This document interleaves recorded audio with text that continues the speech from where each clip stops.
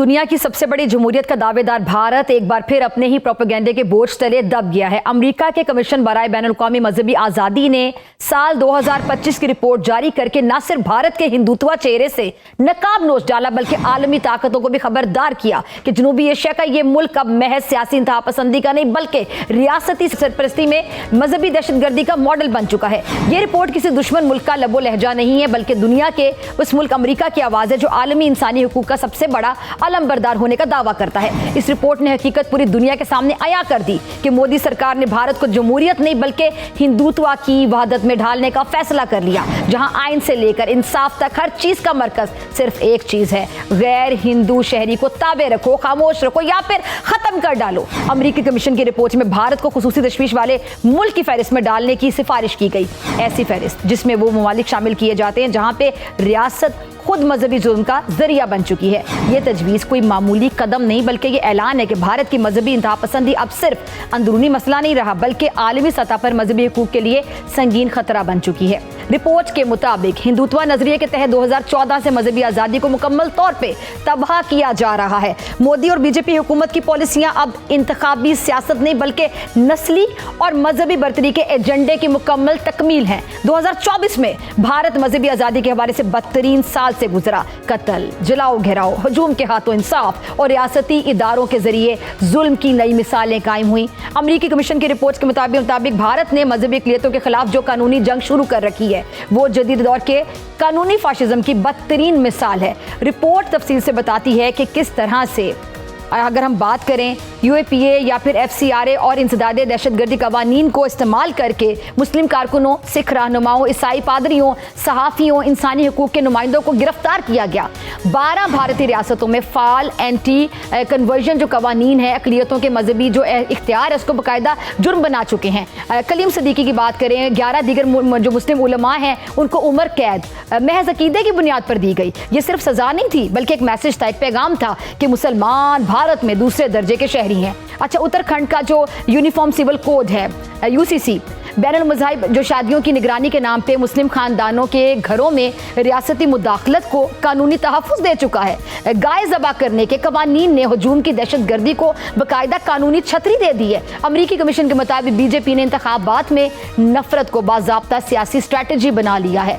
BJP की क़यादत में मुसलमानों के खिलाफ नफरत और जो नफरत अंगेज़ बयानियाँ है, ईसाइयों के खिलाफ प्रोपेगेंडा, सिखों को अस्करियत पसंद करार देने की जो मुहिम है बाकायदा, और गैर हिंदू जो कम्युनिटीज़ हैं उनको मुल्क दुश्मन साबित करना, ये सब एक ही पॉलिसी के तहत किया गया। इसका मकसद बच्चा बच्चा समझता है। इसका मकसद क्या जी? हिंदू वोटरों को मजीद तकसीम और मुश्तइल करना।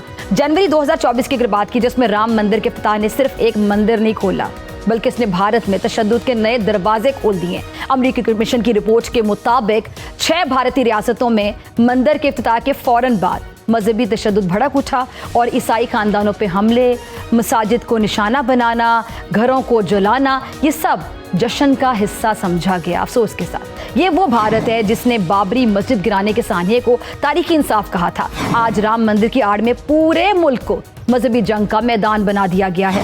रिपोर्ट में मणिपुर का जिक्र जो है वो एक रियासती नाकामी नहीं है बल्कि एक रियासती आप कह लें कि मिली भगत के तौर पे ये चीज़ भी सामने आई, बुरी तरह से एक्सपोज हुई है। जो कबायली क्रिश्चियन कम्युनिटी है उनका कत्लेआम, औरतों की बेहुरमती, घरों की तबाही बर्बादी, इसके अलावा इबादत गाहों पे हमले, ये सब मुनज़्ज़म सोचे समझे तरीके से हुआ और मरकज़ी हुकूमत ने खामोशी इख्तियार कर ली। अमेरिकी कमीशन की रिपोर्ट के मुताबिक भारत ने जुल्म का मॉडल अब बाकायदा एक्सपोर्ट करना भी शुरू कर दिया और वो भी सोची समझी साजिश के तहत, यानी बैरून मुल्क जो सिख कारकुनों की निगरानी जो कार्ड्स की मनसूखी है आपको पता होगा, और काउंसलर जो खिदमात हैं उससे महरूमी, सिख रहनुमाओं के जो कत्ल के मंसूबे बनाए गए। फिर रिपोर्ट ने संगीन इंकशाफ ये किया है कि जो रॉ का एक एजेंट है जी, एहलकार है विकास यादव, अमरीकी सरजमीन पर क्या कर रहा था? सिख रहनुमाओं के कत्ल की प्लानिंग मंसूबों में बाकायदा मुलव्विस पाया गया था। ये सिर्फ मुदाखलत नहीं थी बल्कि अमेरिका की खुद मुख्तारी पर भी हमला है। मोदी का जो ग्लोबल इंडिया दरअसल ग्लोबल हिंदुत्व साबित हो रहा है और ये किसी से ढकी छुपी बात नहीं है,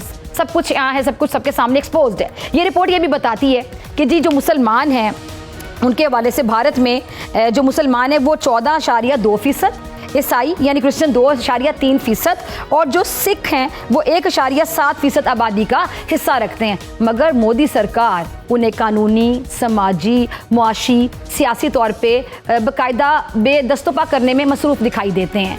अक़लियतों की शनाख्त जो है उसको मिटाना अब भारत की गैर एलानिया मगर अमली पॉलिसी, अगर कह लें कि अमली पॉलिसी बन चुकी है तो बिल्कुल गलत नहीं होगा। इंसानी हकूक़ के जो मुबस्सिरीन हैं उन्होंने लाल किला धमाका केस समेत मुतादिद मुकदमात को अक़लियत दुश्मन रियासती साजिशें तक करार दे दी है, जहाँ लोग सबूत नहीं शनाख्त पर गिरफ्तार होते कि किस मजहब से ताल्लुक है, माइनॉरिटी से ताल्लुक रखते हो, यहाँ पे अक़लियत हो, तुम हिंदू नहीं हो ना, बस यही काफ़ी है। अच्छा, अमरीकी कमीशन की रिपोर्ट एक इल्ज़ामनामा नहीं है बल्कि एक बाकायदा आईना है।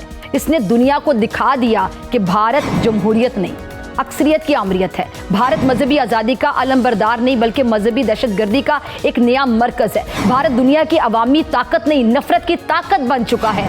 मोदी का जो ये न्यू इंडिया है दरअसल नया फाशिज्म है, जहां अक़लियतों के हकूक़ आइन की किताबों में महफूज हैं और जुल्म सड़कों पर राज कर रहा है। इसके साथ साथ अमरीकी कमीशन की रिपोर्ट ने भारत की हिंदुत्व पॉलिसीज को बैनुल-अक़वामी कानूनी और सिफारती सतह पर बाकायदा चैलेंज करने की बुनियाद भी रख दी है। ये रिपोर्ट सिर्फ एक दस्तावेज नहीं है, ये भारत के खिलाफ बैनुल-अक़वामी फर्द जुर्म है और अब दुनिया को फैसला करना है कि क्या वो दुनिया की सबसे बड़ी जमहूरियत के झूठ को मजीद बर्दाश्त करेगी या फिर इस हिंदुत्व फाशिज्म को रोकने की जुर्रत दिखाएगी, हिम्मत करेगी। पाकिस्तान तो बारहा ये कहता रहा कि हिंदुस्तान क्या कर रहा है, अब शुक्र है कि दुनिया को भी ये नजर आना शुरू हो गया।